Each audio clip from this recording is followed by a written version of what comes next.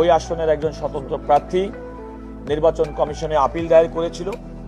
আপনারা লক্ষ্য করেছেন দীর্ঘ সময় ধরে সেই আপিলের উপরে শুনানি হয়েছে এবং আমরা আমাদের পক্ষ থেকে ওনার বিরুদ্ধে যে সমস্ত অভিযোগ উত্থাপিত হয়েছিল সে সমস্ত অভিযোগ খণ্ডাতে পেরেছি বলেই আজকে নির্বাচন কমিশন সন্তুষ্ট হয়ে ওনার প্রতিদ্বন্দ্বী একজন স্বতন্ত্র প্রার্থীর আপিল নামঞ্জুর করেছেন।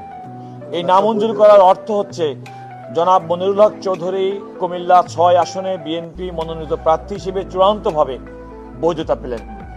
ওনার বিরুদ্ধে যে কটি অভিযোগ ছিল সে কটি অভিযোগ সম্পর্কে আমরা বলেছি ওনাদের অভিযোগগুলো ভিত্তিহীন, কারণ ওনাকে অভিযোগ করা হচ্ছে একটি নির্দিষ্ট কোম্পানির, সেই কোম্পানির উনি চেয়ারম্যান ছিলেন, অথচ তিনি সেই কোম্পানির সঙ্গে সম্পৃক্ত নন।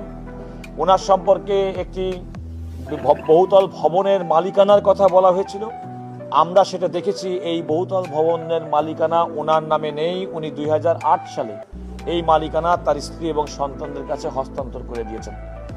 আজকে আমাদের দিনাজপুরের প্রার্থী ব্যারিস্টার AK কামরুজ্জামান, ওনার এটি শুনানি ছিল। উনি রিটার্নিং কর্মকর্তা কর্তৃক বৈধভাবে উনি স্বীকৃত হয়েছেন, কিন্তু একজন স্বতন্ত্র প্রার্থী সেটিকে চ্যালেঞ্জ করেছেন। আজকে শুনানির পরে আমরা এই নির্বাচন কমিশনকে দেখাতে সক্ষম হয়েছি এবং সেটা গতকাল